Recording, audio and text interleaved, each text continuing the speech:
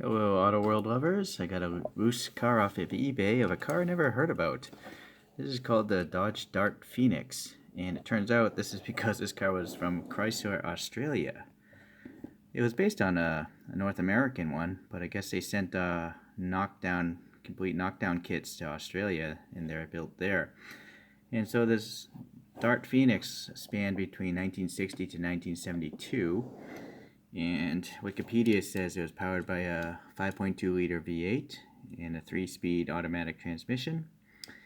But Wikipedia also said there were 4 doors only, but clearly this is a 2-door coupe here. Again, this information might all be wrong. And so in every year they had a different body code. So this is the second year. This is in 1961. So this would be called the RD4 Phoenix. And so supposedly it used the cabin section of the first year's Phoenix, but then it had new bodywork front and rear. Okay, so that's all hearsay of Wikipedia, so I don't know. But I've never even been to Australia, so it's nice to see, things that are new. So I'm gonna guess this might be an old casting from Auto World, but let's take a look here. It's also, been displayed and used. It's got the white walls here on the tires. They're pretty good. They've held up well.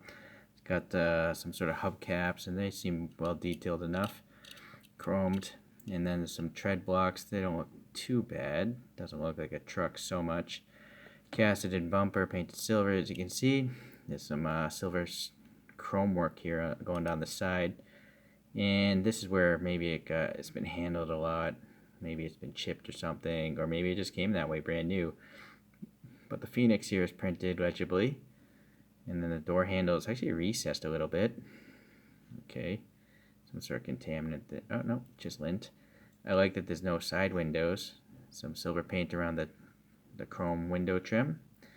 And so yes, it looks like we have a standard black interior inside there. Okay. Back out a little bit. Stark white headlights. Molded details here for the it's actually it's a slanted grill. I thought it was concave for a sec. Maybe it is curved a little bit. And then here's an issue.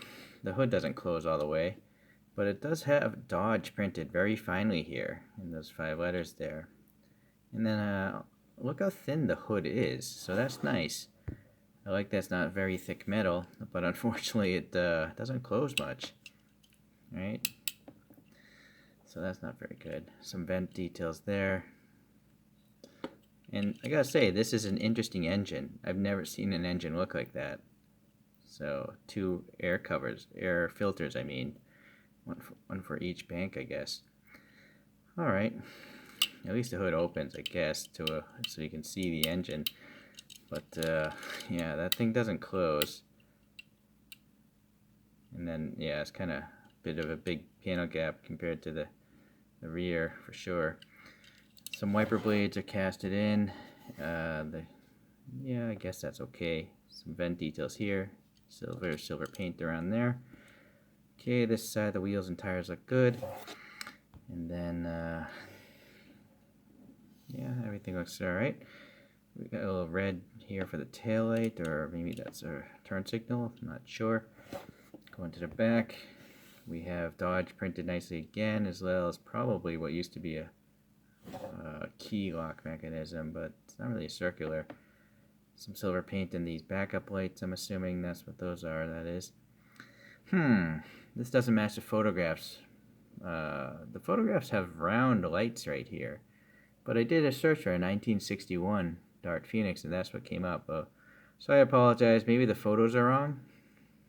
Maybe someone will... Yeah, I'm assuming Auto World's wrong and my search was incorrect.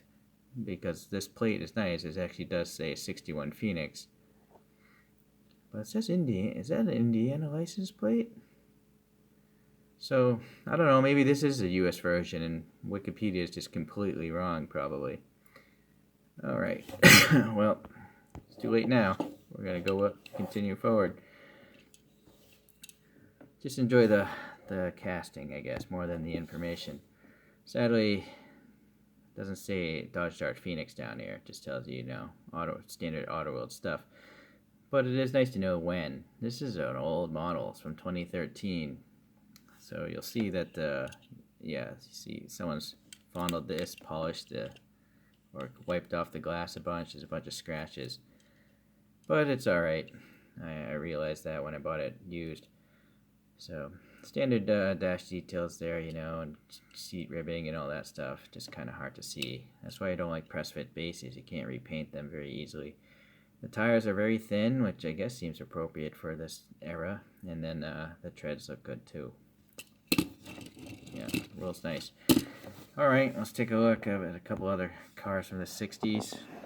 So I got this Auto World 66 Impala Lowrider. And then I have a Schuko of a Mercedes W110 from the mid-60s. And then also, this last one is another Auto World, a Dodge Polara from 1963. So, yeah, you know, this is like the mid-sized Mercedes of its day, like the E-Class of its day. And it's quite small compared to these behemoths of America. But I'm pretty sure this is a full-size car, an Impala, right? So maybe this is a full-size, and then maybe this is a full-size car too. So I guess it makes sense. This is a different class. That's like a mid-size. Alright. Now, what I'm curious about, though, is the thickness of these more modern. Oh, that's a pretty thin hood, too. When is this thing made? Well, I bought it recently. I think it's a new release. I just don't know when it was originally cast. And then this one? Well, I guess all Auto World hoods are pretty thin. I'm just used to seeing thicker metal. But I guess it's not Auto World. Maybe I'm thinking about Green Lights or something. Or Johnny Lightning, maybe. Alright, well, enough about that. Oh, here's a little trick. Let's try. I don't know if this is going to work. So the gap, right? This sticky putty poster mount stuff, this is Scotch branded. I bought it at Target. And it's like a flexible rubber putty. It doesn't leave a mark, it doesn't harden, and it doesn't peel off paint. So what I'm thinking is I'll jam that little bit in here. Maybe that's too much, actually. And then I'm going to see if it'll hold the hood down.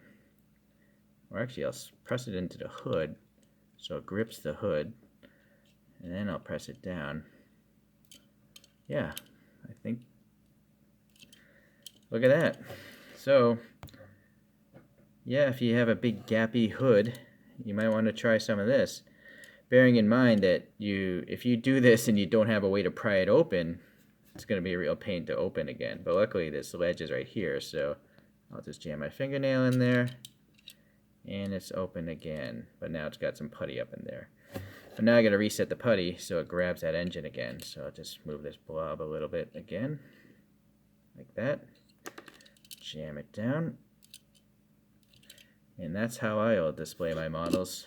I don't do engine bay dioramas really, so that's fine for me.